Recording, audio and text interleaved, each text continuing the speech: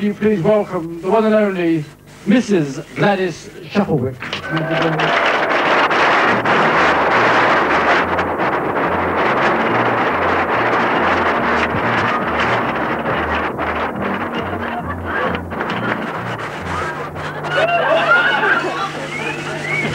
Hello, my lovelies. Lovely to see you all again.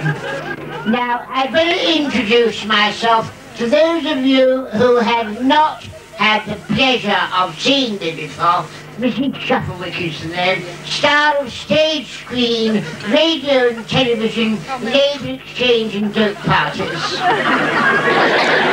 And part-time topless barmaid at the Southern Nightgown in the Bowls Pongo. Yes, now, I'm going to start off by singing you a song that I had the pleasure of singing before the Duke of Edinburgh and the Prince of Wales and the Duchess of Bedford and quite a few other well-known London pubs. Thank you. Falling in love again, never wanted to. What am I to do? I can't help it. Look at the fucking dust up there. Love's always been my game, play it how I may. I was made that way, I can't help it. Men cluster to me like moths around a flame, and if their wings burn, I know I'm not to blame. Falling downstairs again, never wanted to. What am I to do? I can't help it.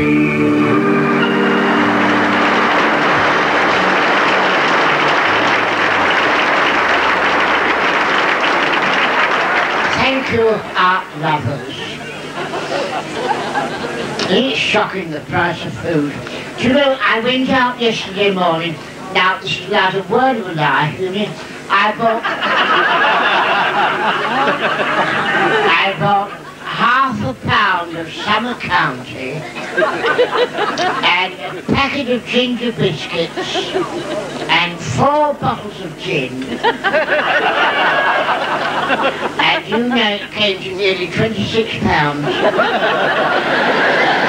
I mean, it's getting ridiculous, isn't it? I should have to give up the ginger biscuits. And there's one thing I cannot resist, and that's a nice piece of meat. And yesterday morning I was going past this butcher's and I saw a lovely leg of lamb hanging up, and I couldn't resist it. I went in and I said to the man behind the bar, I said, how much is that piece of lamb hanging in your window? So he said, well, I'll have to weigh it for you, madam. And he put it on his scales and he said, that would be £10.95. I said, fuck me.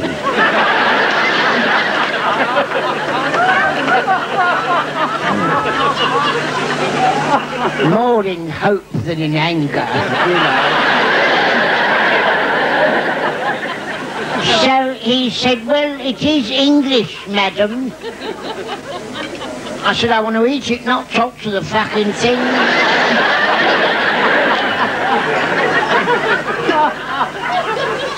And I mean, if you don't go out and spend it, you get someone comes and asks you for it. I was sitting in my front room the other morning dusting my coffee service. Oh, I've got one. It's an antique. It used to belong to the Baron Rothschild. I know that because it's still got his initials on the sides of the cups. And I was dusting away. And there's a knock at the doorbell, and I go, and there's this little woman stood there with a collection box. She said, "The Battersea dog's home." I said, "I didn't know the fucking thing had been away."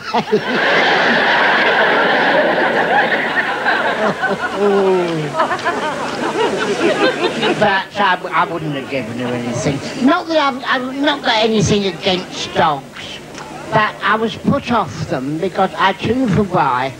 I was going along one night and I suddenly felt a bit faint.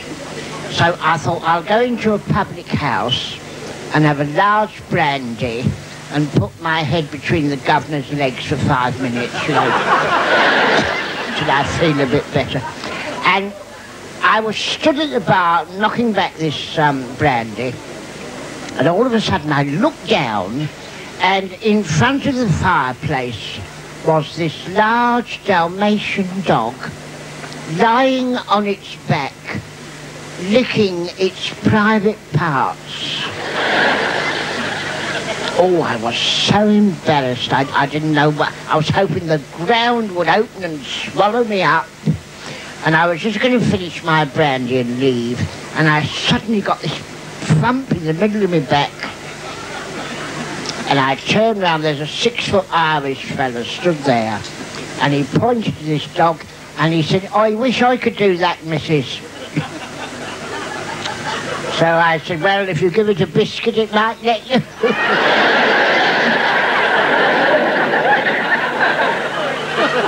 Oh.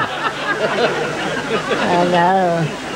Anyway, I left that pub and I went round to my own pub where I feel at home there, because it's down the bottom of my road. We're like Coronation Street. You know, everyone knows how many sleep in a bed round my way. They know everyone's business.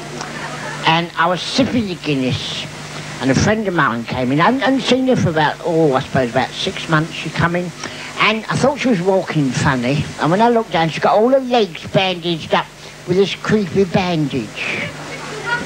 You know what I mean? All done up. I said, "What the I said, "Whatever's happened to you?" And she said, "I blame it on the sponge puddings." I said, "What the fuck are you talking about, sponge puddings?"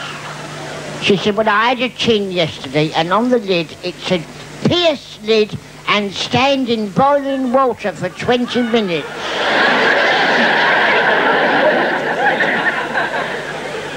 Now, I ask you, how stupid can you get?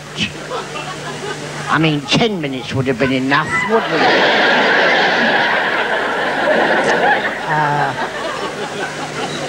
Oh, and then out of the blue, the door opened, and this sailor walked in. I'd never seen him before. I think he was in the Navy myself, you know. And he came over, and I also think he must have had a French mother and father, because he kissed me on both cheeks. And I was doing my shoelace up at the time. Anyway, I didn't say anything, and he plonked himself down beside me and suddenly leant over and he said, "Have a drink with me, dear." And he pushed something down my cleavage. Liberty. Anyway, I heard the crinkle, so I thought to myself, well, it's either £1 or a £5. So I excused myself to go out to the loo to have a look. It's a fucking tea bag.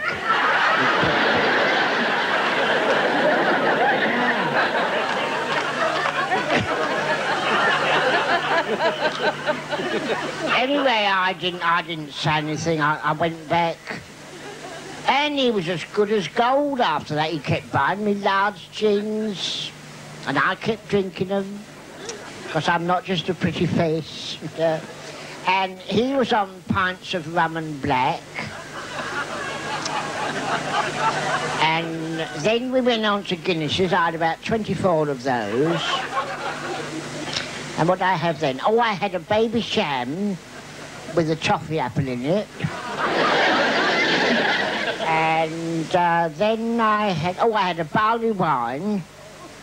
I remember that going down and coming back.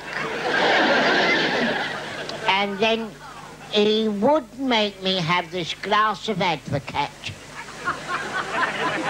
which I cannot get on with. I don't know what they do with the cats afterwards, but oh. I had to go outside for a bit. I didn't get it. And when I came back in, do you know that little monkey? He'd lined up 2 large drambuies and a fish cake each.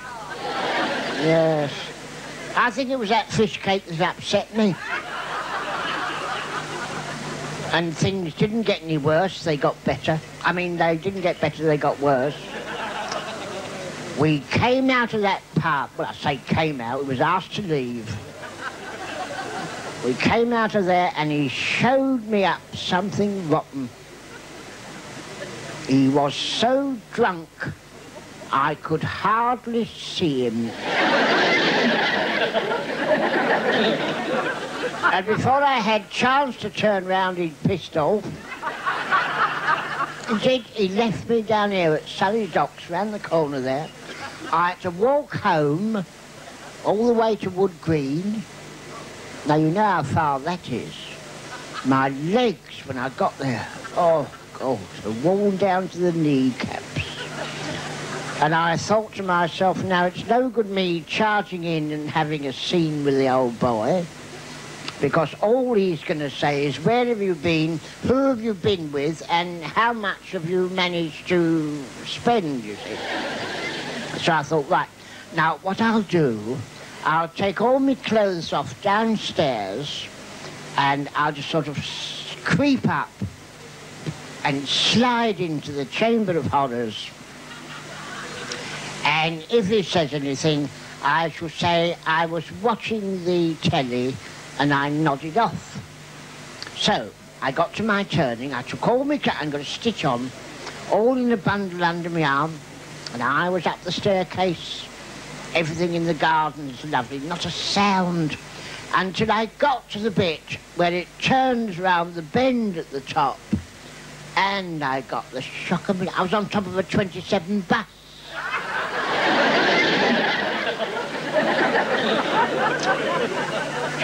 Oh. And all these people turned round, all sober, as if they'd never seen a woman with no clothes on top of a bus before. So I thought, well, get them. I just stood there. I thought, let one of them make the first move. And one fella did. Dirty, filthy beast. Bless him. So you see, it just shows you what can happen after a glass of Christmas cake.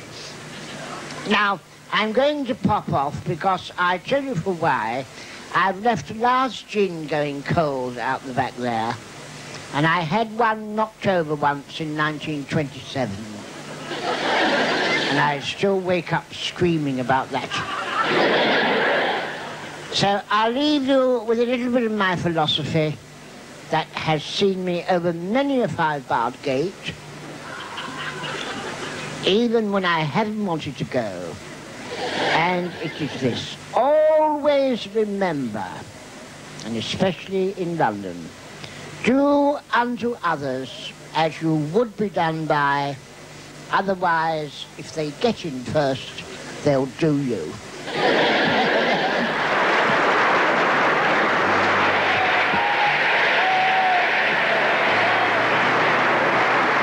Let's hear for our lovely Mrs Shufflewick. Correct, beautiful darling.